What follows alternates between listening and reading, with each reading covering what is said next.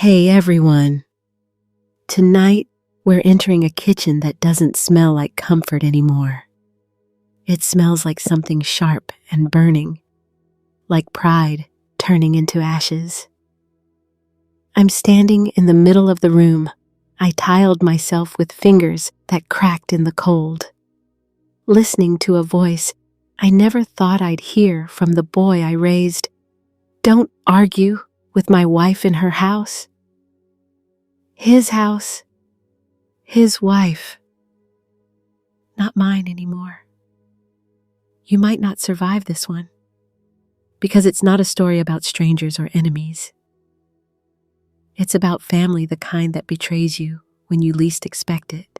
So before you get too comfortable, take a moment to like the video and subscribe, but only if you truly enjoy what I'm doing here. I'd love for you to comment where you're watching from and what time it is over there. It helps me feel less alone in moments like this. Now, turn off the lights. Maybe let a fan run for some gentle white noise. And let's begin tonight's journey together. I'm Marjorie Hale, 69 years old, widow, and mother of 2 grown sons. I live in Oak Hill Station, a quiet suburb just outside Nashville, where summer evenings smell like honeysuckle and rain, and mornings feel like a second chance. My husband, Walter, was a brick mason who could build a wall dead straight even after 10 hours in the Tennessee sun. I still miss the sound of his boots on the porch. I still sleep on the side of the bed where I could see him walk into the room. When we bought this house, it was a field, a patch of stubborn grass with no porch, no walls, just sky. Other people said it was a foolish dream for 2 black kids from Mississippi with barely 1,500 between us. But Walter said, "Marge, don't look at what we have. Look at what we can build." And at 22 years old, with fire in my bones and faith in his hands, I said okay. We mixed cement in old buckets. We slept in a tool shed for 2 years.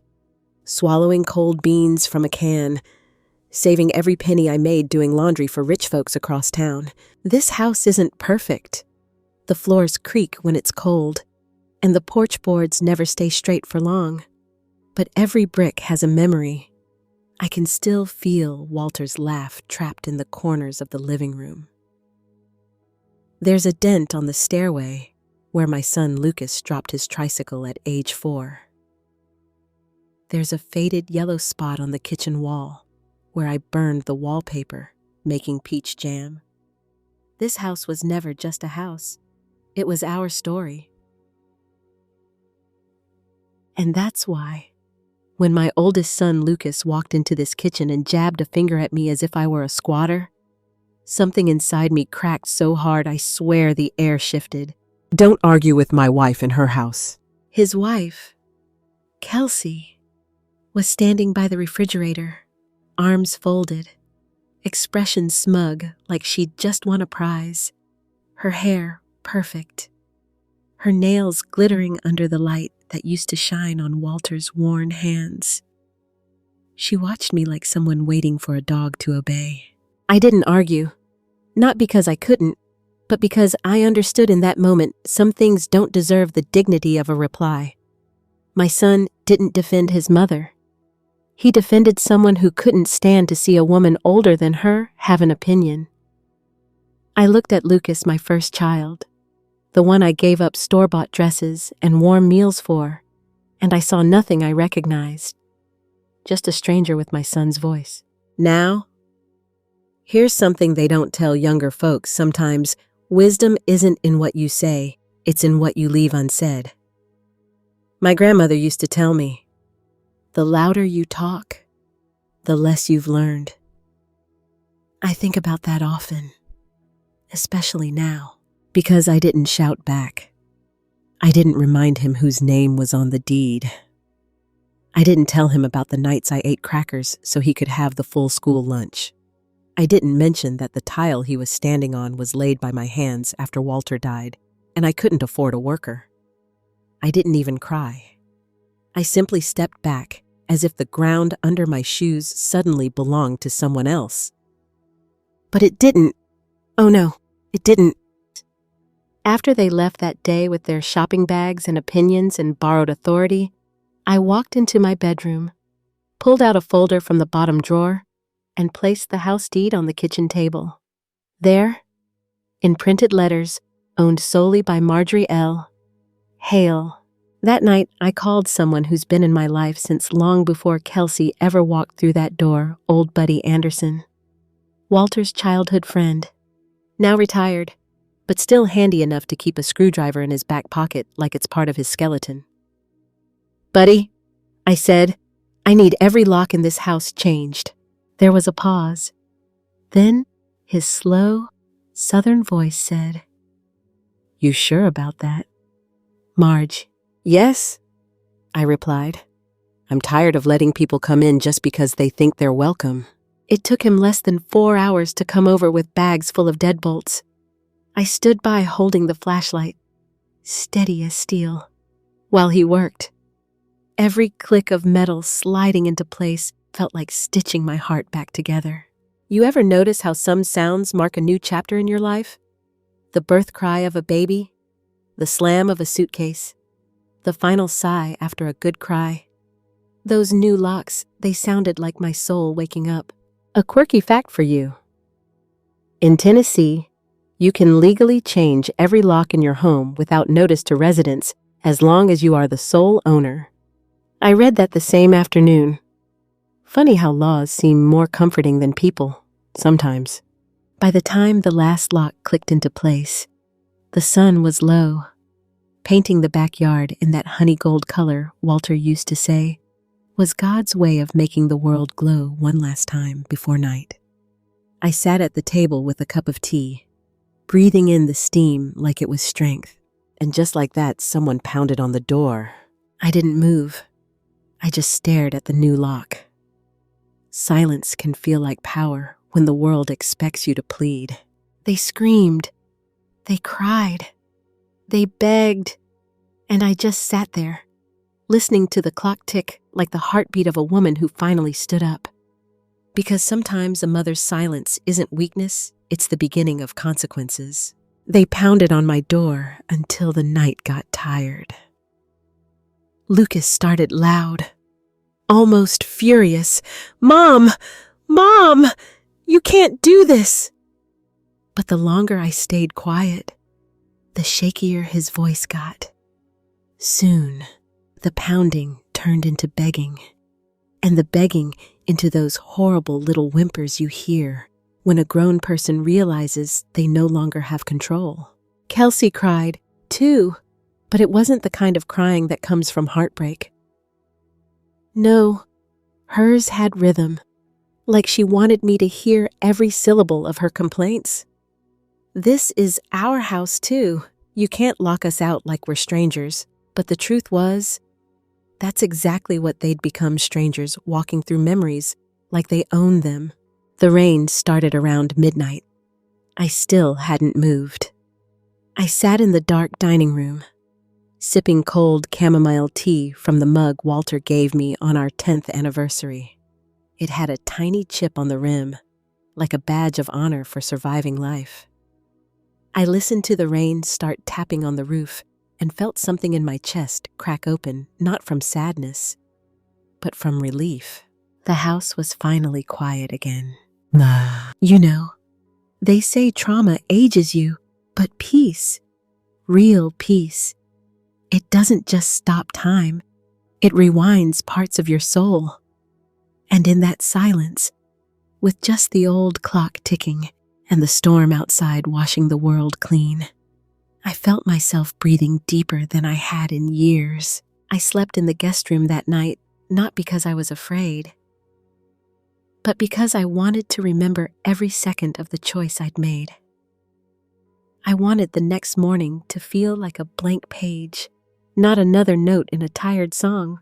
And when I woke up, the sun was just barely there, painting the sky like someone slowly opening their eyes.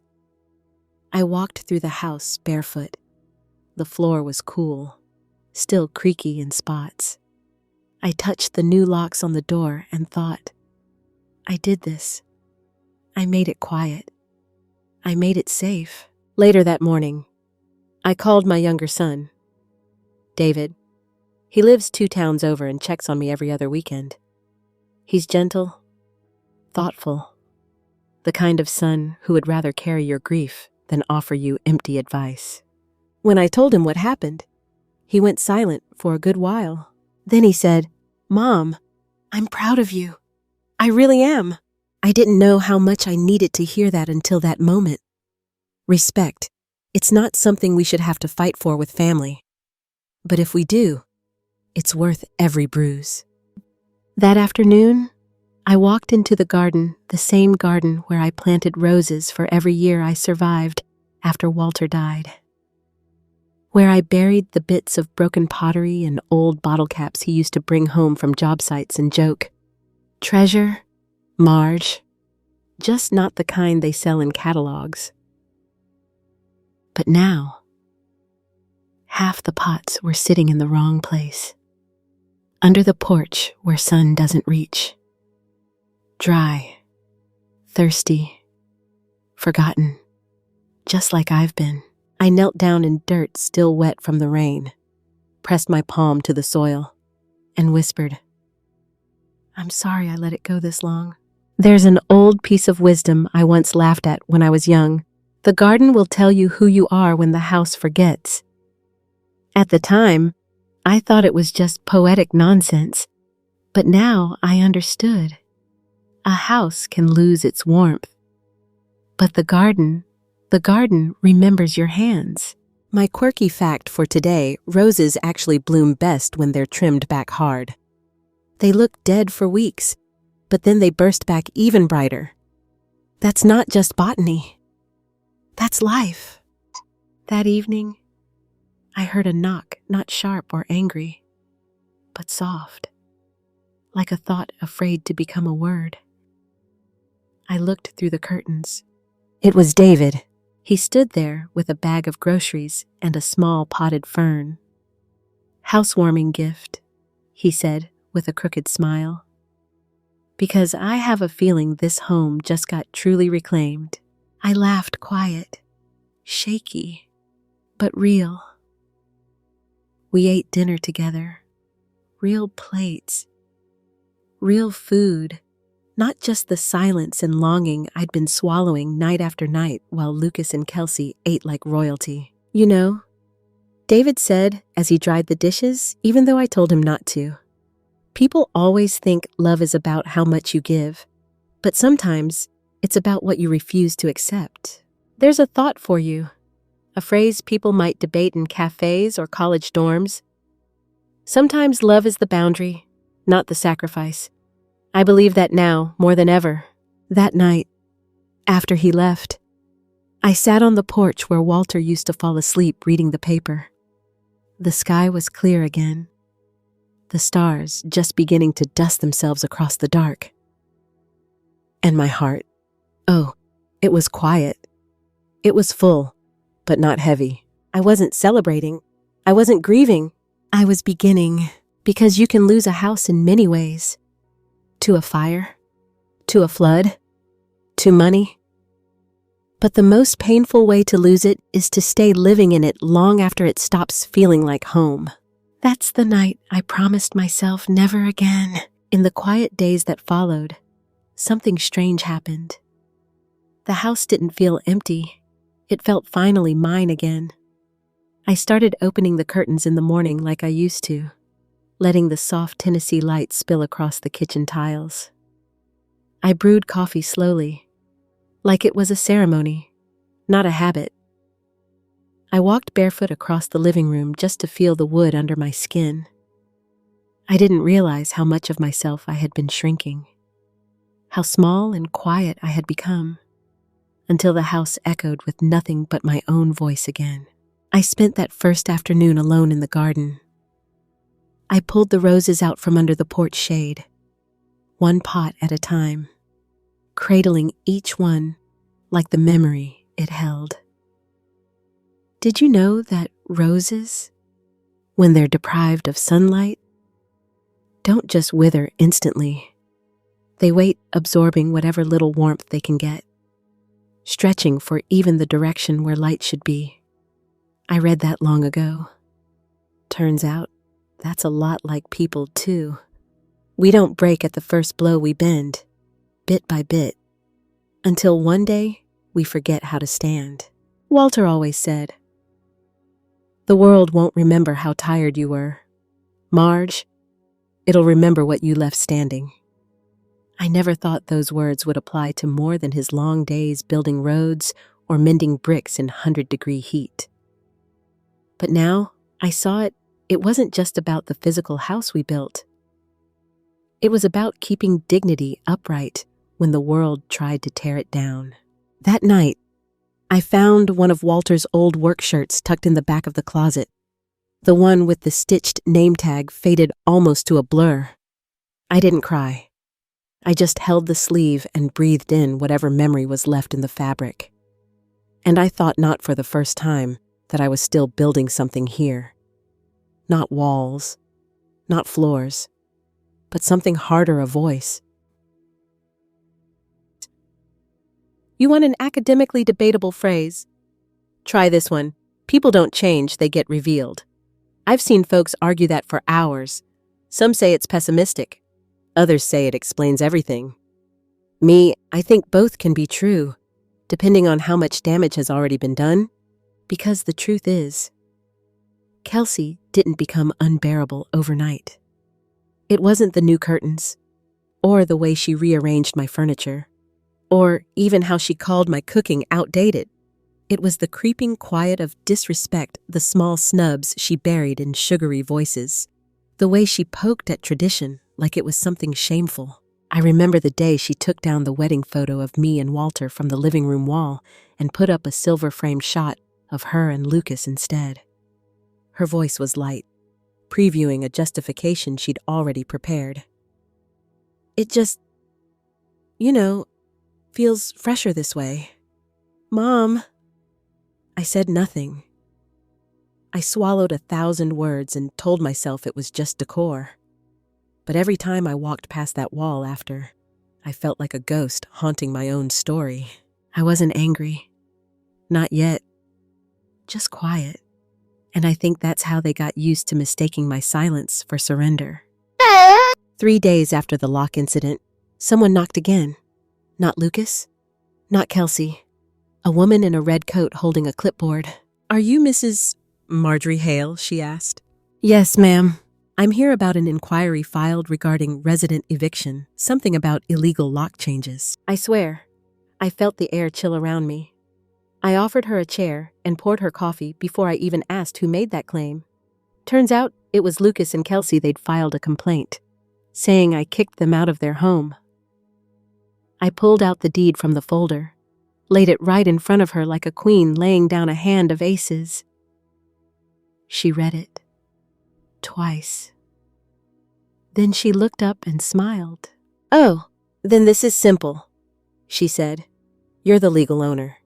They were guests. You don't owe them notice." I don't know why I felt like I could breathe deeper after she left, but something about seeing my name on paper, in someone else's hands, reminded me what I'd forgotten. I earned this home. With my hands, my hours, my pay stubs, my grief. No one else gets to claim it. So I sat on the porch that evening, with that faded paper in hand, and watched the sun drop behind the trees like it was bowing out of a ceremony. Around midnight, I got a text from Lucas. "Mom, we need to talk. Please." I stared at the screen for a long while. Not angry, not frightened, just tired in the kind of way that rests in the bones. I waited until morning to reply. "When you're ready to talk like a man, not a child yelling orders, I'll listen. No anger, no guilt, just a line. A boundary sharp enough to cut, clear enough to follow." That afternoon, I moved every rose pot back to the line of sun near the fence. As I knelt down with damp soil on my hands, I realized something. I didn't just want a quiet house.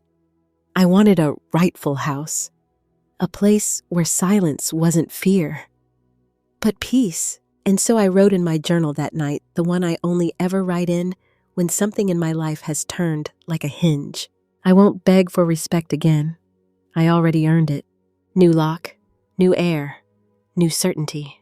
This was the beginning not of loneliness, but of coming home to myself. The next morning, with the sun still low and a soft mist clinging to the grass, I walked through the house like someone taking inventory of their own life. I didn't feel hollow anymore. I felt present, like every breath was being received by the walls and offered back as a reminder that I was still here. Still the woman who poured herself into this place long before others decided they could rewrite my history. That day, I found myself remembering, really remembering, the first time I saw this land. No house, no porch, just dry yellow field and a promise.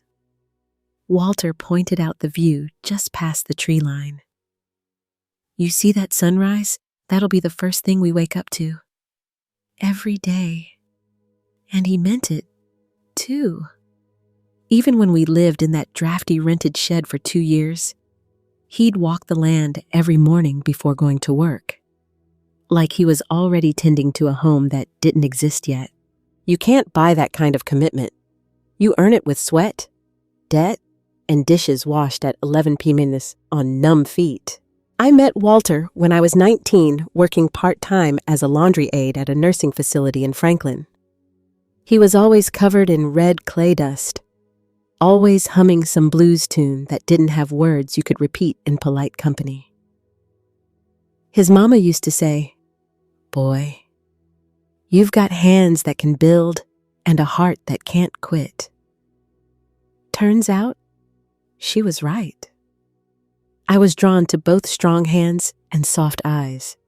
Men like that are rare, even in the stories you tell yourself to fall asleep. And the stories we had plenty to tell. Stories about stretching $10 across 3 days. Stories about how we danced to a cracked radio on the porch, pretending broken planks were a grand ballroom floor. Stories about how love is rarely quiet, but survival often is. Yes. They say grief is hardest in the second year after a loss. The casseroles stop. The phone calls slow. The world shifts back to its business like you're supposed to have figured out how to live without the person who knew your quiet hopes better than anyone.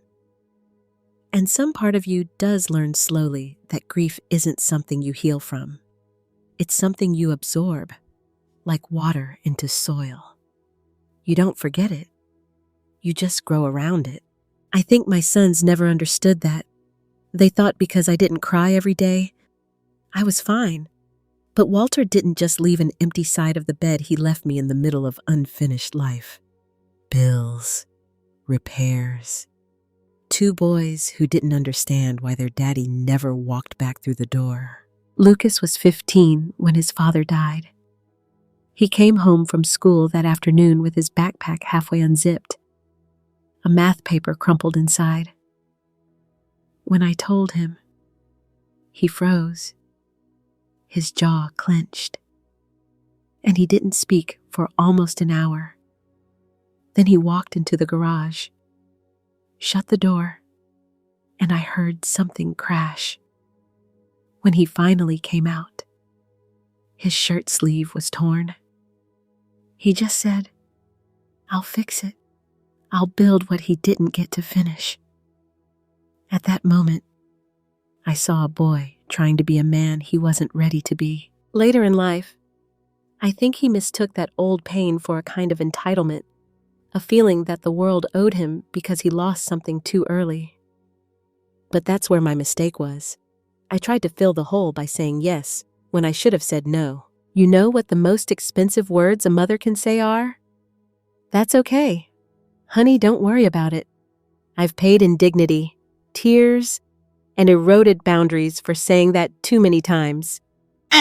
When Lucas met Kelsey, I was hopeful. I wanted him to have someone who softened him, someone kind, someone who loved him for both his strength and faults. Instead, He found someone who wanted to be handed a ready-made life she didn't build. She saw our house as a prize, not a place.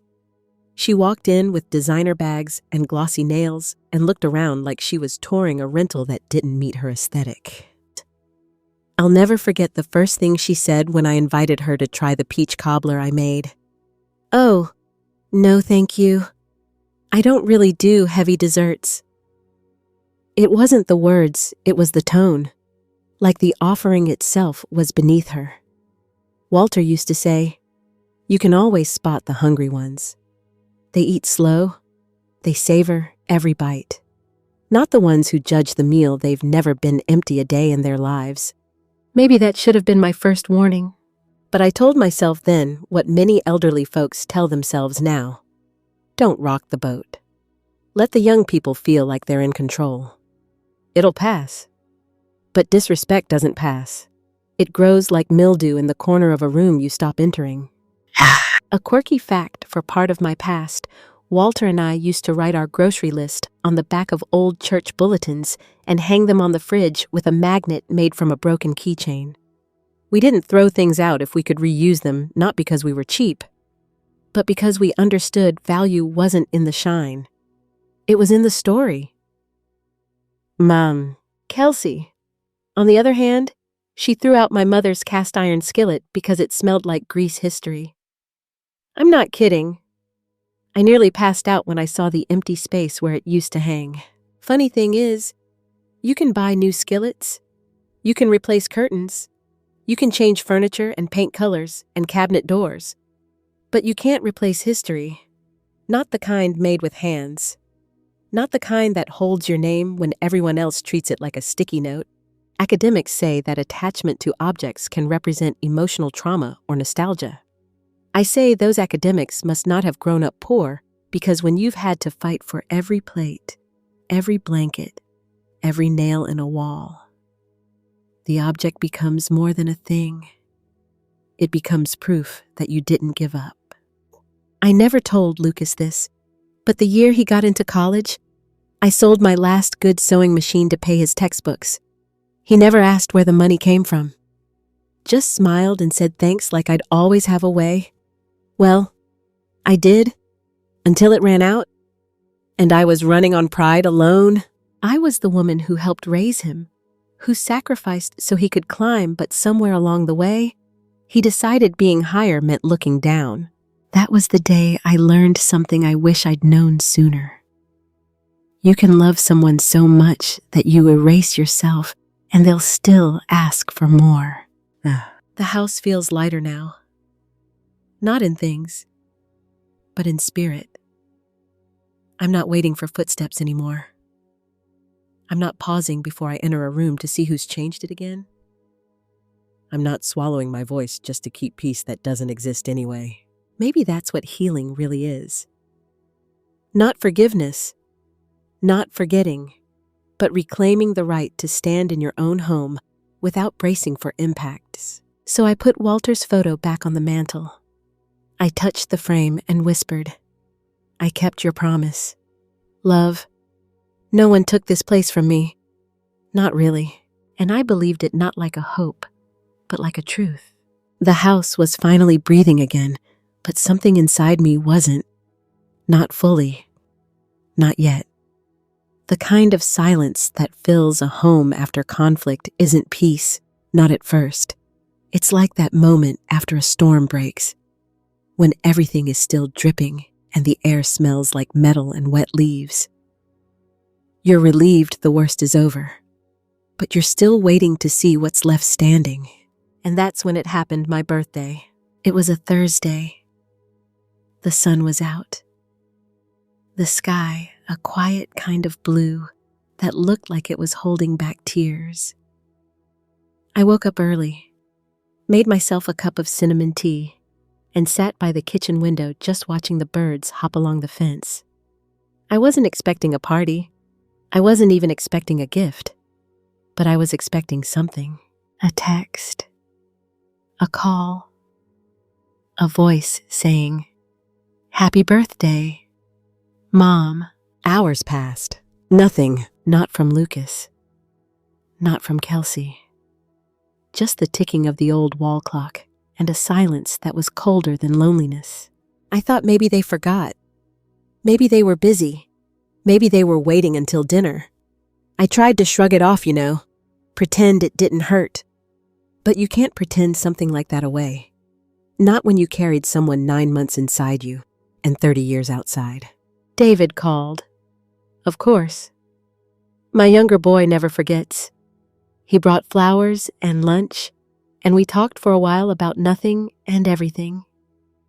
His eyes lingered on my face longer than usual, and I could tell he saw something I wasn't saying. He stayed an extra hour. I think he knew I was waiting on someone else to show up. By the time the afternoon sun was pouring pale light through the living room window, I knew they weren't coming. And that was when the truth hurt, not that I was alone, but that I was no longer considered worth remembering. At 7 p.m., just when I'd given up and was about to pour myself a quiet cup of tea, the front door swung open. Lucas and Kelsey walked in, dressed up like they were heading somewhere fun, her in a sleek dress, him in a clean button-down. "Oh, you're still up," Kelsey said, sounding surprised. Like I was an afterthought she forgot to leave tucked in the pantry. Lucas smiled half-heartedly. "We're taking you out tonight, Mom. Dinner's on us." My heart flickered like a candle pulled out of the wind for half a second. I walked over, still wanting to believe I mattered. We got in the car, drove out to town, but instead of the kind of restaurant where you sit and talk and share memories, they took me to a cheap diner tucked between a tire shop and an abandoned storefront. The kind with stained booths and a flickering neon sign that read, "Open 24 HRS like a dare." They ordered 2 plates of meatloaf for themselves and 1 garden salad for me. Just a salad. No cake, no candles, no quiet toast. Kelsey talked the whole time about her job, about some coworker who just doesn't get how exhausting accounting is. Lucas nodded and pretended to listen. I sat there, staring at wilted lettuce and a couple of croutons, wondering how the child I once tucked into bed, the boy I once prayed over when he had a fever that wouldn't break, had grown into a man who thought this was enough. And then, when the bill came $22.44, Kelsey leaned back, crossed her legs, and said, "Well, at least the obligation's done." She didn't say it to me. She said it to Lucas. But I heard it, word for word, like someone had dropped ice straight into my throat. The obligation, not the love, not the celebration, just the bare minimum to clear a conscience. We rode home in the kind of silence that hurts more than yelling. Not angry, not loud. Just a hollow kind of quiet you feel in your bones. When they dropped me off at the house, I didn't say thank you, because I finally knew that some words don't heal, they just bury the wound deeper. That night, after they left, I walked into the kitchen and noticed something that broke me in a way I didn't expect. The birthday card I bought for myself when I was at the store 3 days earlier, just in case someone remembered to ask, was still sitting unopened in the drawer. Your own celebration waiting for permission to exist. That's when I cried. Not for the birthday, not for the salad. For the years, I kept giving pieces of myself to people who didn't mind stepping over them. Did you know that in psychology, there's a term called role evaporation? It's when someone who used to have a meaningful position like mother or partner slowly fades into the background and becomes invisible in the very space they once shaped. I read about it once. Thought it was too poetic to be real. But it was real. It was happening to me. And that night, I promised myself it would stop. A mother's love should lift, not erase. The next morning, I took down the vase of fading daisies Kelsey had left in the entryway weeks ago and put out the bouquet David brought instead.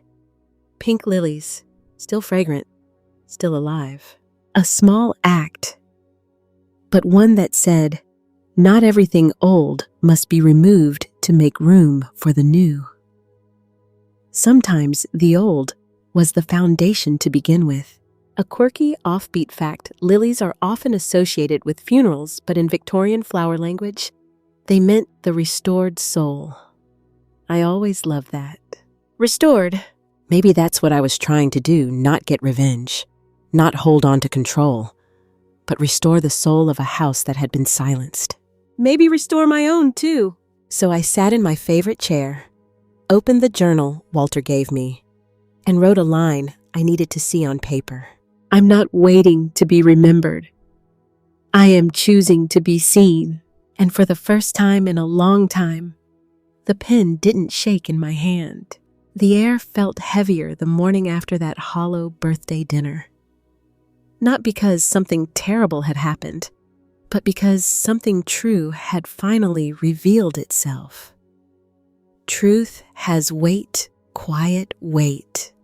It settles into a room like smoke after a candle burns out. It lingers even when no one is there to witness it. The truth was simple. I was no longer seen. Not by the son I raised, not by the woman he married, not as a person, not as a mother, not even as the owner of my own home. And once I truly accepted that, not with anger, but with clarity, I felt something shift. It wasn't grief anymore. It was resolve. It started with the roses. The roses were always my refuge. The one patch of space in my life that no one had managed to sour or silence. For 15 years, I tended those pots like they were pieces of memory I could cup in my hands. They bloomed through grief, through bills, through the first winter without Walter. They bloomed under August heat when the house felt too empty, and autumn rain when the boys outgrew the swing Walter built. Each one was named after a moment. One was first dance, one was payday pie, one was goodnight kiss. All of them grew in the spot near the fence where the afternoon sun hit just right. But on a quiet Tuesday morning, I stepped into the yard, water can in hand, and saw they were gone. At first, I thought maybe I was imagining it. It takes the mind a second to process destruction where beauty used to be. The soil was still warm, the tiny pieces of broken petal still scattered like soft red confetti on the ground. I followed the faint scrape marks across the grass. And there they were, every pot, dragged, tossed behind the garage, shoved into the dark corner where weeds grow and spiders gather, right next to Kelsey's brand new stainless steel espresso machine. She was out there, too, standing in her silk robe, a cup of foamed milk in her hand. She smiled when she saw me, that bright, sharp smile people use when they believe they've already won. "Oh, morning, Marge. I moved the roses. They were blocking the space we need for the coffee setup. This corner works better. Less mess." I stared at her, calm, almost too calm. They need sunlight, I said gently, like I was explaining something to a child. They'll die here. Her shrug was sharp as a blade. "Then buy new ones. These are old and droopy anyway. You can't turn this place into a museum." And there it was, the sentence that unlocked everything. Not just the roses, not just the kitchen, but me. I felt my heartbeat settle, not race, not rush settle, like someone placing a book back onto its rightful shelf. And before I could speak another word, Lucas walked out, wiping sleep from his eyes. He heard the last part of the exchange and shook his head like he was tired of being involved. "Don't start, Mom.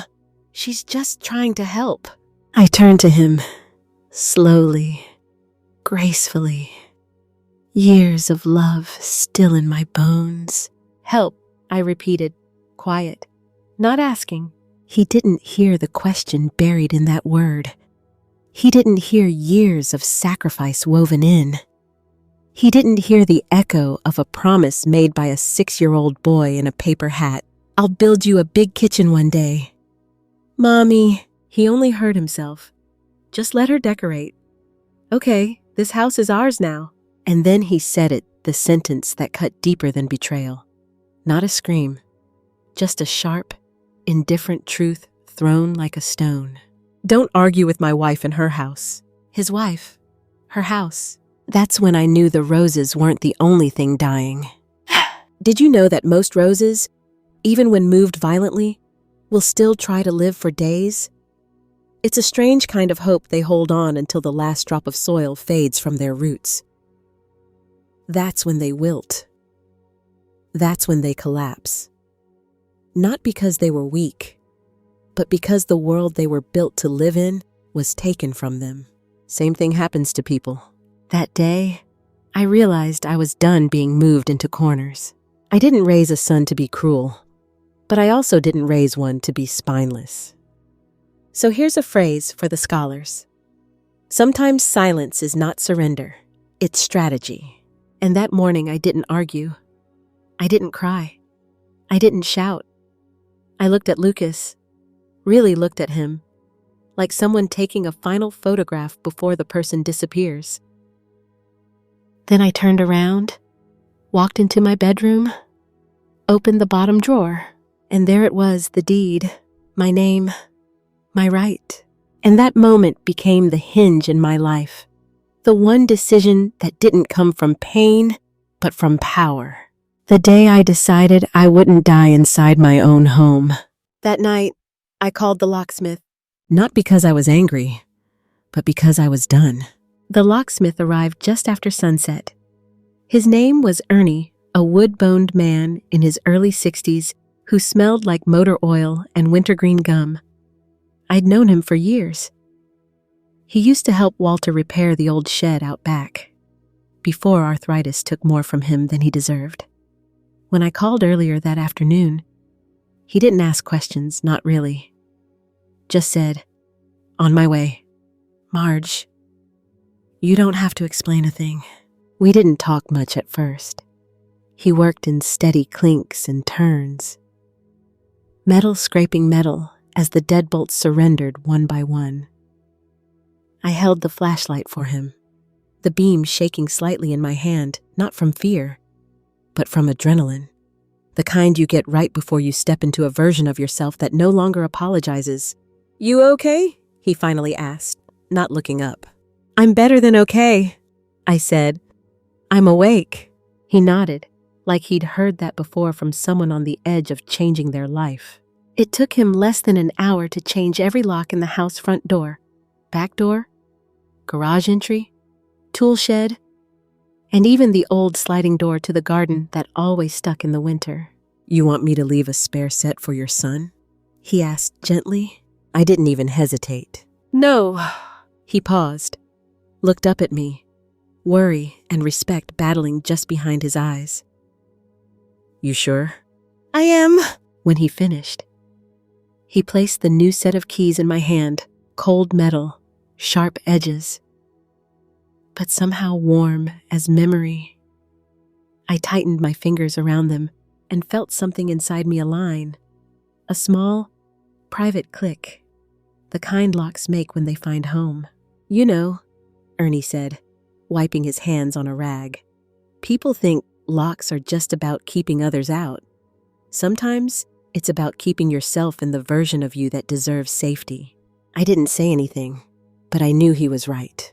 Before he left, he stood on the porch for a moment, looking out over the yard like he was grieving something he never owned.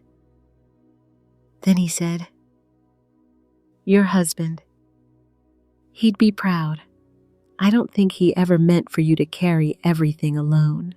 He walked away before I could respond, and I stood there watching the taillights disappear into the night. Like closing curtains on a stage where I'd been performing quiet endurance for far too long. That night, the house was quiet, not empty like before, but restored. the way a church feels when the last hymn ends, and you can almost hear the dust settle. I made tea and sat in the living room with no lights on, just a small candle flickering near Walter's photo frame. The flame danced like it was telling me a secret I already knew. I didn't feel victorious. I didn't feel angry. I felt whole. A funny thing happens when you reclaim something that was yours all along. You don't feel like you've won. You feel like you've returned.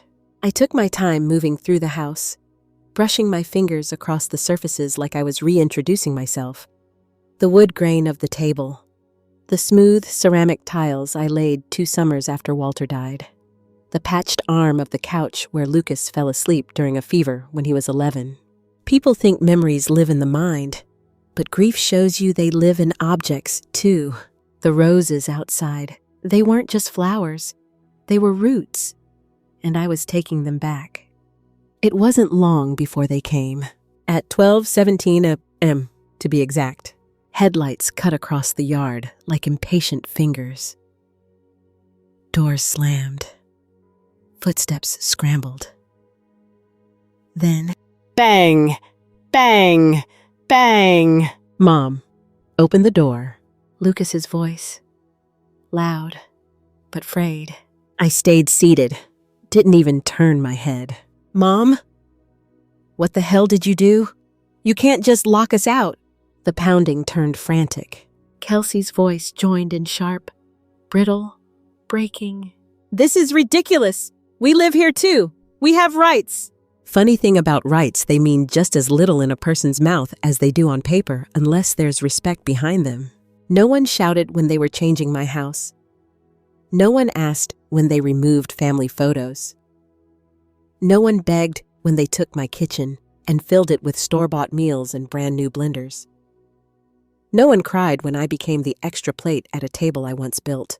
But now they were outraged, and I sat perfectly still with my cold tea, listening to the sound of them finally understanding the cost of everything they'd taken. You're acting like a child, Lucas yelled. No, I thought I was done acting like a mother who lost her voice. The knocks turned to threats, then bargaining, then silence. Then a single sentence from Lucas. Through a sob I wasn't supposed to hear. Why are you doing this? Mom? And in the dark, with the walls wrapped around me like a silent witness, I whispered the truth he still wasn't ready to hear. I already did this. You just didn't notice. They stayed out there for a while, long enough to feel what loneliness tastes like. Long enough to feel a sliver of what I'd been swallowing for months. And then they left. Their car pulled away, tires splashing through last night's rainwater like apologies I no longer needed. I didn't watch them go. I didn't stand at the window waiting. I stayed where I was, hand resting flat on the table, feeling the faint vibration of my own heartbeat under polished oak. Stable. Sure. A quirky fact for you. The human heart doesn't just beat according to emotion, it adapts. When you experience long-term stress or suppression, the rhythm changes, slows, becomes irregular. But when you reclaim your agency, your space, your heart actually begins restoring itself. Physically, especially during sleep. Maybe that's why, that night, I slept deeper than I had in years. Because for the first time in a long time, the house wasn't just standing. I was, The next morning, when the sun broke over the yard, I carried each rose pot back into the light. One by one. My hands could still feel the cold sting of last night's keys, but now they were warm from soils. As I watered the petals, I remembered something my grandmother used to say. Some flowers don't die when you ignore them. They wait. They're just forgiving like that. Maybe we are too. At least until the waiting wears out. Once I finished moving the roses, I sat on the porch swing Walter built by hand, the one no one had cared to sit on for months. It creaked under me, old wood giving a soft complaint like an elder waking up. And in that moment, I felt it. Not grief, not loneliness, Ownership. The kind no one gives you. The kind you take back. And I thought to myself, A woman who can change every lock in her house can change everything else too. that's when I knew the silence wasn't over. It was only the beginning. The silence had weight in it the next morning, as if the house itself was holding its breath. I woke to the sound of rain tapping softly on the porch roof. The kind of rain that doesn't drown anything, just quietly confirms what's already been washed away. I moved slowly that day, not because I was tired, but because something in me had shifted. My steps didn't feel rushed. My heart didn't feel like it was waiting for footsteps, waiting for the next passive insult, waiting to feel needed or forgiven. No. For the first time in years, the day belonged to me and me alone. I made a cup of tea, not because someone else was home to share it with, but because I wanted it. I set it on the table and watched steam curl upward, soft as a prayer. The house was still, wrapped in a stillness that used to feel like loss, but now felt something closer to safety. It's hard to describe to someone who's never lost something slowly. How one day you wake up and realize your whole body has been bracing for years, waiting for permission to take up space in a place you built from the ground up. But not today. Today, I sat in my own kitchen with my own mug, my own quiet, and I did something small, almost sacred. I breathed, deep, unapologetically. My phone buzzed around 9 a.m. A number I knew but no longer saved. It was Lucas. I stared at the screen for nearly a full minute before I answered. The call was short, awkward, heavy with everything he didn't know how to say. "Mom," he said, voice low and worn. "Can we just talk, please?" I didn't reply right away. I let the silence stretch, not to punish him, but to give him time to notice it. There's a difference. Finally, I said, "I'm not ready. Not yet." He exhaled, not frustrated, but almost afraid. "Kelsey's upset. She said you'll regret this." I sipped my tea and replied calmly, "I've already done all my regretting." There was a pause, and then in the smallest voice I'd ever heard from him, he said, "Okay." Not angry, not even defensive, just a single word that held something I wasn't ready to name surrender. I hung up, gently. He didn't call back. By evening, the sky turned pale gold. The kind Walter used to say looked like the world giving thanks for another surviving day. I walked to the porch, sat on the old swing, and watched the roses stretch out their petals, greedily drinking light after days trapped in the dark. Objects can forgive us, but they don't forget. I closed my eyes and let the wind blow across my face. And in that warmth, I realized something what I'd done wasn't punishment. It was peace. And peace doesn't scream. It just stands, steady, rooted. I took out my journal and wrote one line, slow and soft. Silence is not the absence of love. It is the boundary that protects it. Around 8:30 that night, I heard something. Not a knock, not a shout. A car door closing quietly at the curb. I peeked out the curtains. Lucas stood in the dark, hands stuffed in his pockets, shoulders bent, not with anger, but with apology. He didn't walk to the porch. He didn't pound on the door. He stood there like a child waiting outside the principal's office. He looked up just once toward the window he knew I'd be behind. And then he spoke. Low, tired, barely above the rain. "Mom, I just want to come home. I don't know how to fix this, but I want to try. He didn't shout. He didn't demand. That's how I knew something was breaking open in him, not from force, but from stillness. I didn't go to the door. Not yet. Because wanting is not the same as changing. And love is not the same as access. He waited a few minutes more before he turned, walked back to the car, and drove slowly away. And there in the quiet, I whispered something only the night needed to hear. You can't return until you understand where you left. A quirky fact for you. In psychology, there is something called rupture and repair. It's the cycle that happens when one person hurts another, intentionally or not, and then takes responsibility for healing what they broke. Not by pretending it never happened, not by offering excuses, but by earning trust back, inch by inch, with respect. That's what comes next. The repair. But repair can only begin when the breaking stops. I fell asleep that night to the sound of gentle rain and a house fully locked under my decisions, not anyone else's. And for the first time since Walter died, I did not fall asleep wondering who I had lost. I fell asleep knowing who I had found, myself.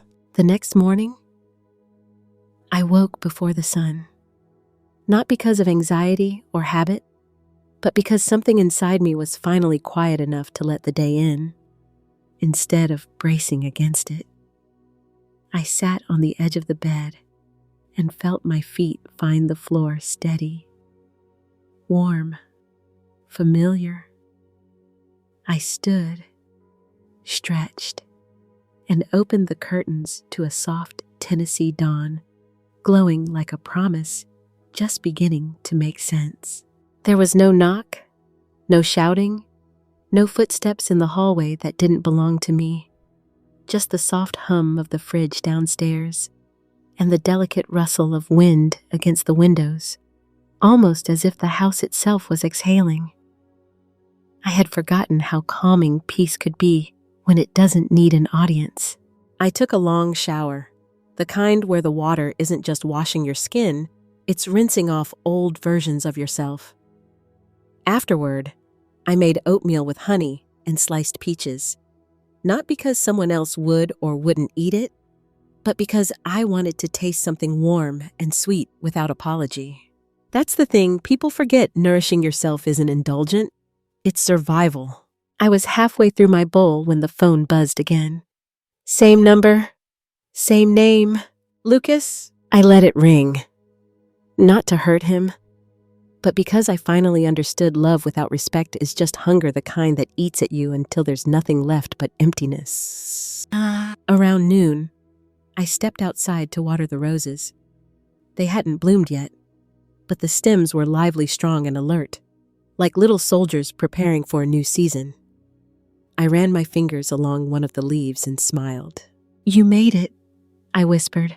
Funny how people think we're nothing like plants, but I swear, the spirit works just the same. Shape it, tend it, give it room and light, and it'll respond with quiet miracles. And that's when I heard tires on gravel. Again. A car pulled up. Not hurried, not angry, just hopeful. Lucas stepped out, shoulders slouched, hands deep in his pockets. He wasn't dressed for argument this time. No stiff posture, no forced confidence, just the raw shape of a man who, in losing something, finally saw it for what it was. He didn't come to the porch. He walked carefully across the yard and stopped near the biggest rose pot, the one named Goodnight Kiss, after the first flower Walter ever tucked behind my ear. Mom, he said, I'm not here to push you. I'm here to listen. That sentence? That was the apology I'd been waiting to hear. But I didn't say yes. I didn't throw my arms around him and promise it was okay. Because love is not a reset button. It's a garden of choosing day after day to show up. Water, replant, prune, and I needed to make sure he understood what it meant to grow something back instead of just stepping into shade and calling it shelter. So instead of speaking from the porch like a judge behind a gate, I stepped down, slowly, my feet soft in the grass, and I stood across from my son with the dignity I wished he had given me months before. "You want to talk?" I asked. "Then let's start with the truth." He nodded, eyes glassy, gathering the right words like someone picking up broken glass slowly, painfully. "I was wrong," he said. "Not just about the house. About everything." I waited. I let her talk to you like you didn't matter. I let her take space you built. I didn't stop her or myself from treating you like you could just adjust, bend, shrink. I kept listening, not smiling, not nodding, just listening like the silence mattered as much as the words. I thought you'd just forgive it. I thought because you're strong you didn't feel the hurt. But you did. I see that now. And isn't it strange? The heart doesn't break at the apology. It breaks at the realization that it was needed at all. I didn't cry. Not then. But something softened in the air, like drought after the first rain. I took a breath. Then I asked the only question that mattered now. "Why are you really here?" "Lucas." And he answered without delay. "No ego. Just this. Because I don't want to lose the one person who never stopped loving me. And I'm ready to learn how to love you back the way you deserve." There's a fact a lot of folks don't know. When a fractured bone finally heals, the point of the break becomes stronger than the rest of the bone. The pain doesn't vanish, it becomes part of the strength. Maybe love works the same. We sat on the porch after that. No shouting, no blame. Just a mother and son sitting in the same space like something new was possible. He told me things I wasn't sure I wanted to know. How Kelsey had been furious, not just at the locks, but because I'd cut off the thing she thought was hers, a free life, a ready-made inheritance, a woman to look down on, to feel taller. "She doesn't want to apologize," he said quietly. "Not really. But I do." The honesty stung. But it didn't poison, I told him calmly. "You're welcome to begin again, Lucas. But from now on, respect isn't a gift. It's the ticket in." He nodded, breathing that in like fresh air. "And then, can I start by helping you fix the garden?" I didn't say yes right away, but I let him stay. And we worked side by side, silent as two people who've spoken too much of the wrong things and not nearly enough of the truth. The thorns scratched. The sun warmed our backs. The soil clung to our palms like something honest and necessary. And for the first time in a very long time, I didn't feel alone. The sun was dropping low behind the hills, the sky fading from gold to dusty lavender. When I finally leaned back from the last rose pot and wiped the dirt from my hands, Lucas was still beside me, pressing soil into place around the base of a newly replanted bush. He wasn't rushing. He wasn't glancing at his phone. He wasn't talking only to fill space. He was just there, present. It's strange how much healing comes from doing things side by side, quietly, like the work itself is the apology words can't always deliver. He looked up, almost shyly. "Do you need these trimmed more? Or is that enough for them to settle?" "That's perfect," I said, and for the first time in a long time, it felt true. We moved toward the porch steps, the air cooler now, cicadas starting their evening choir. I poured 2 glasses of sweet tea and handed him one, and we sat in the fading light. No pressure, no speeches, just stillness between us, the kind that holds more than it hurts. He took a slow sip and finally spoke. "You know, I didn't think you'd even talk to me again." I didn't respond right away. I let the breeze carry that uncertainty somewhere softer. When my mother was alive, I began. She used to say something strange. We don't get to choose how we're born into someone's life, but we do get to choose how we stay. Lucas listened, elbows resting on his knees, eyes fixed on the yard like he was seeing it new. I didn't think about staying, he said, voice low. Not really. I just assumed you'd be here, no matter what. I let that sit. The truth was bitter, but not wrong. I had taught him that.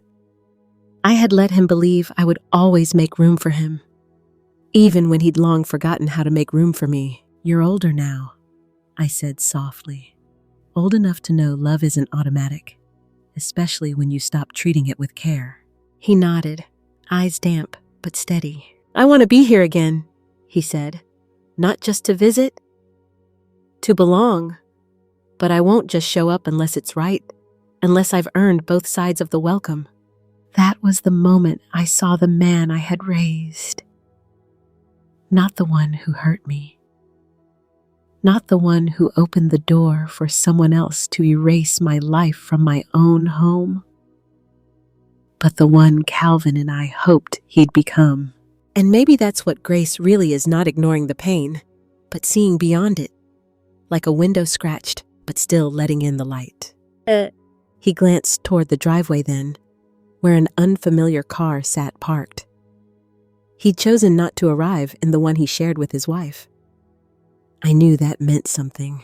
I haven't told Kelsey I'm here, he said. Not yet.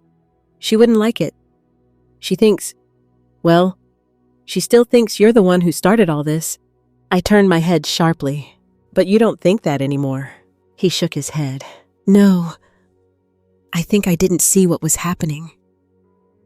I let someone define home for me while she was trying to erase everything that made me who I am. A soft ache stirred behind my ribs, not sadness, just the weight of understanding after a long drought of it. She told me, he continued, that if I really loved her, I'd cut the cord, that I'd stop listening to you, that I'd make her the only voice that mattered. He paused, but all I did was cut myself off from the one person who'd never used love as a threat. That line hit deep. I didn't let him see all of it, but inside something eased like a knot finally letting go in my chest. You were raised better than that, I said gently. I know, he replied, eyes wet. I just forgot. For a while, I forgot. Silence again. But it was a better silence this time, the kind between two people rebuilding a bridge. Plank by slow plank. After a while, he stood and handed me his empty glass. I'll go, he said. I don't want to push things too far today, but can I come back tomorrow just to work in the garden again? Not to talk unless you want to. He hesitated, just to show I'm not quitting this time. The old me would have said yes right away. The version of me before the locks, before the cups thrown, before the yelling that still echoed in the wallpaper. But the woman I had rebuilt, the woman sitting there now, spoke differently. You can come back, I said, not just for the garden, but first I want you to understand something about what home means here now. He straightened, waiting. This house isn't just about being welcome, it's about being willing to keep the peace. I looked into his eyes, brown, like Calvin's, full of stories. No one treats anyone like they're small here. Not anymore. He nodded, and that nod carried the weight of a promise, not perfection. When he left, the night felt open, not entirely healed, but in motion. Progress is quiet like that, less fireworks, more footsteps. I gathered the garden tools, rinsed my hands in the hose, and leaned against the porch railing. breathing in the last traces of honeysuckle. And I thought of something odd. Did you know that the acacia tree, when wounded, releases a chemical that alerts nearby trees to toughen their bark and sharpen their thorns? They protect themselves, but what's more beautiful is that they also protect their forest. Maybe family works like that. Maybe the hurt doesn't just change us, it teaches us how to help those standing near us grow stronger, too. Later that night, I wrote one line in my journal. He showed up without demands. That's a start. And I slept deeply, not because the world was perfect, but because I finally believed it could be mended. The next morning, I woke up with more peace than questions. The kind of peace that doesn't erase pain, but makes room for something new to stand alongside it. I stretched in the warm light, feeling the gentle ache in my legs from yesterday's work in the garden. It was a good ache, a reminder of movement, of progress, of soil and sweat and second chances. I brewed a pot of coffee, the one blend I'd always preferred, dark roast, 2 spoonfuls of sugar, a dash of cinnamon. I poured myself a cup and carried it to the porch, sliding into the old rocking chair Calvin built from oak he found by the riverbed near Kingsbury. From the porch, the garden looked just a touch fuller than it did yesterday. Funny how plants can sense when care returns. They drink it in like a story they've missed for too long. Around 8:30 I heard the sound of tires again. Lucas was back, not with flowers, not with pleading, not empty-handed. Either. He brought pruning shears, gloves, a work shirt, and a quiet expression that wasn't looking for a shortcut through yesterday's conversation. Just the steady dignity of someone who knew rebuilding doesn't happen in a single afternoon. That alone, that attitude felt like a bridge laid down instead of demanded. I waved him toward the yard. Before he said anything, he pulled out a folded piece of paper and held it out to me. I wrote this last night. It's not a speech. Just something I needed you to hear, no talking over. No excuses. I nodded, took it, and sat on the porch step. The handwriting was shaky, just like the words, but they were honest, and raw, and grown. Mom, I wasn't raised to treat you the way I did. I let someone convince me that standing with my wife meant turning away from the one person who taught me love. I'm not asking you to forget. I'm just asking to prove myself over time.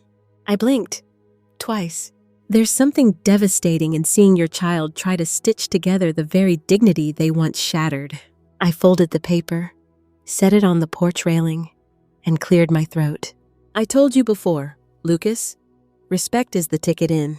He looked at me, not eager, not wounded, just ready. Then let me pay full price, he said.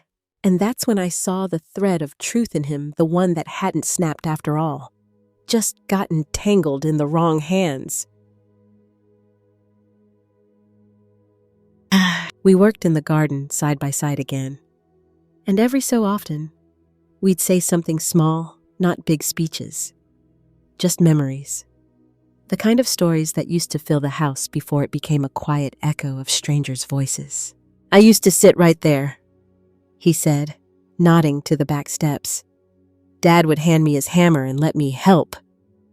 Made me feel like I was building something. You were, I said. He smiled. Not a boy's smile, but a man's. Around lunchtime, he looked up and asked, should we bring back her things? That caught me off guard. Whose, I asked, though I already knew. Kelsey's. She's been staying at her sister's. She's not doing well. Mom! I set my rake down. Not softly, not harshly, just with intention. I'm not carrying her through her wrongs, I said plainly. She'll walk in here the same way you did. Not through the back door. Not through someone else's apology, but through her own. He took a deep breath. I'm not asking for special treatment. I'm asking for a chance to give her one. His voice was gentle, not defending, not begging, just offering. That's when I knew he wasn't just trying to come home. He was trying to grow a home again. I looked out at the roses bright red again, finally soaked in sun after being starved in the dark. Then there will be conditions, I said, and he nodded, without knowing them, without asking for shortcuts. By afternoon, I had written 5 rules, not laws to obey, but principles to protect peace. I didn't sign them like a contract. I set them on the dining table with a single pen and a single truth beneath them. If you come into this house again, you come in as a family, not as someone looking for power, or pity, or dominance. The rules were plain, but breathed for real. 1. Respect first, always, even in silence. 2. Nothing changes here unless we all agree. 3. No shouting, ever. Words are bridges, not weapons. 4. We share meals, chores, duties. No one here is served. 5. Nobody gets dismissed or diminished. Not even once. I told Lucas to read them alone. When he was done, he looked up a man holding the weight of his choices, not trying to bury it. I'll follow them, he said. Whether I live here or not. They're not just house rules, they're life rules. My throat tightened. I realized then that healing wasn't about punishment or saving face. It was about boundaries strong enough to build peace from the inside out. That evening, I opened the door and stood at the threshold of the house I built and said one sentence that cracked the air like a humble miracle. Lucas, you can come home if you build it right this time. But I didn't invite him inside yet, because the first step into healing isn't crossing the doorway. It's knowing what it costs. And while I didn't know it then, that was the moment the story shifted from reclaiming a house to rebuilding a family. 2 days passed. 2 quiet days where the wind filled the gap between what had been said and what was still left to do. I didn't expect a call. I didn't expect a knock. But on the 3rd day, just after noon, someone stood outside my front door, not Lucas this time. It was her. Kelsey. She wasn't wearing a pearl smile or heels this time. No sharp eyes. No makeup done like armor. She had on a plain sweatshirt, hair tied in a loose knot, and her hands were empty. No bags, no props, and no gifts to soften her entrance. I opened the door just enough to meet her eyes. Mrs. Carter, she said softly. Can we talk? Not Mom, not Loretta, not anything familiar, just neutral. I appreciated that more than she knew. I didn't invite her in immediately. I didn't step aside. I just stood there, waiting to hear the tone behind her words, the truth above the trembling. She swallowed hard. I know I've been cruel. I know I treated this house like it was just a place for me to make prettier, or louder, or newer. And I treated you like you were part of the old furniture that needed to go. I didn't respond. I didn't blink. Silence has its own kind of power. She pressed on. I thought love meant winning, she said. I thought if I could take this house, if I could get Lucas to stop talking about you, I would finally matter. I didn't realize that. All I was doing was tearing down the one place that could have given me belonging. She paused, voice catching. Not for pity, for truth. I was wrong. Not just about decisions. About the way I saw you. About the way I saw myself. And I know an apology doesn't clean the bones of what's broken. But I also know that not trying at all is worse. She looked down then, and her voice got quieter. So I'm not asking to move back in.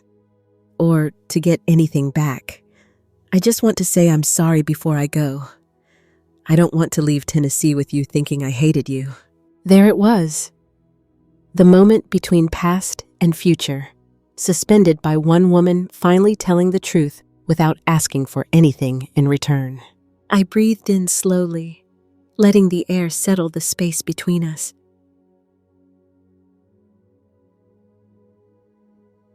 "You hurt me," I said.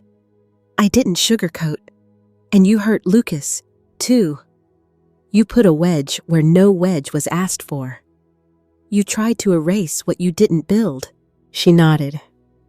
Not defensive, not small, just accepting. "I know," she whispered, "and I'll carry that." I tilted my head slightly, seeing a person I'd never seen before. Not a rival, not a threat, not a snake in silk or acrylic nails. Just a woman who finally saw her reflection without a filter. And with that, something softened in the doorway, not forgiveness. Not yet, but the permission for something kinder than resentment to walk in.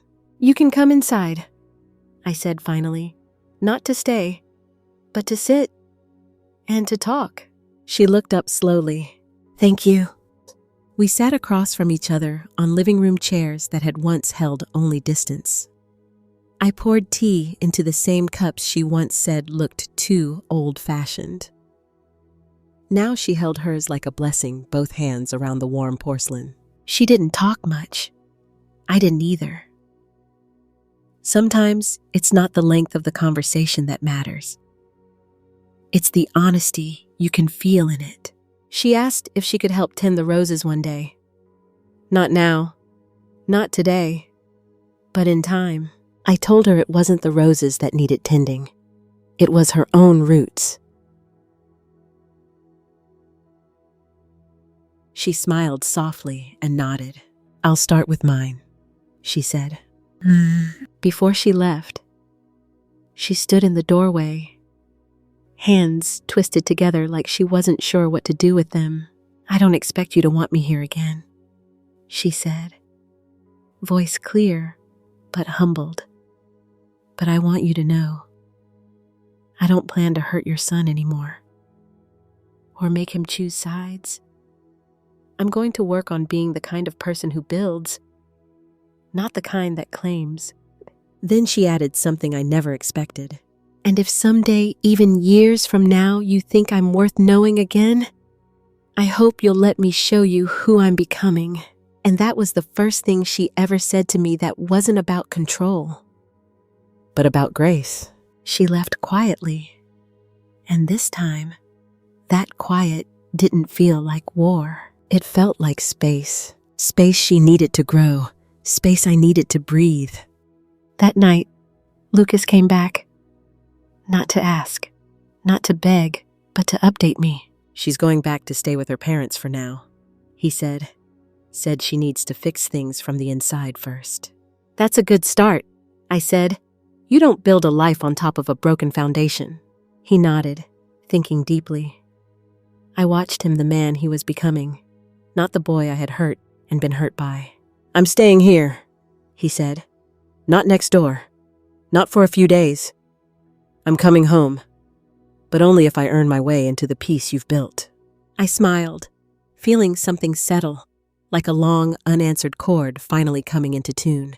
"I'd like that," I said, "but you'll follow the rules. All 5. He grinned. "Yes, ma'am. I know the contract." And so we did it. Not all at once. Not with enough ribbon to tie a bow around our past, but with hands in soil, tears dried without shame, and a house whose walls didn't remember shouts, only the laughter that grew in their absence. We cooked together. We fixed the porch together. He took over the basement and turned it back into his workshop. He brought out Calvin's old toolbox, cleaned every latch, and oiled every hinge with a reverence I'd never seen in him before. Bit by bit, we fed the house new life. Slowly, tenderly, without rushing the healing. And as the seasons shifted from summer heat to cool fall winds, from bright roses to bare branches, the wounds turned into wood rings. Still there, still part of us, but no longer fresh, no longer bleeding. Just part of the story. The truth is, love doesn't mean never breaking. It means breaking, and breaking less next time. It means learning curves instead of walls. It means choosing repair, even if things were your fault. And forgiveness doesn't erase pain. It plants new places to bloom around it. One morning, as October leaves scattered across the porch and the first hint of wood smoke moved through the air, I stood in the doorway, the same one that held so much hurt, so much shouting, so many slammed doors, and whispered to the house. We did it, Calvin. We kept it, not with anger, but with love that grew its own backbone. And in that stillness, with the roses asleep for the season and my son quietly sanding an old piece of furniture nearby, I finally knew. This wasn't just my home. It was my victory. When I first heard the words, "Don't argue with my wife in her house," I didn't just lose my voice, I lost the ground under my own feet. The home I built with my husband, the one stitched with sweat, sacrifice, and rose petals, became a place where I felt like a stranger. But what I never realized until that day was this: Love doesn't die all at once. It starves in small moments in silence, in neglect, in not being seen. Yet love can also return in small moments, in an apology left at the door, in sweaty hands pressing new soil into old garden pots, in a voice trembling not because it's weak, but because it finally understands its own strength. This story wasn't about kicking out a son or punishing a daughter-in-law. It was about reclaiming something sacred dignity inside your own walls. It was about saying, "I am still here," not as someone bitter, but as someone rooted. The truth is, forgiveness is not a door you fling open. It's a hinge you oil slowly with time, boundaries, and truth. My son didn't just come home. He grew up. And while his wife didn't return to stay, she did something many never do. She learned to look at herself honestly and left space for growth instead of excuses. Now the house is quiet, but not empty. The roses sleep for winter, but they will bloom again not because nothing ever hurt them, but because they were tended after the hurt. And that's what I hope you carry from this story. You can lose peace. You can lose family for a while. But if you refuse to lose yourself, everything still has a way home. Thank you for listening. If you want to hear more stories like this, subscribe and stay close.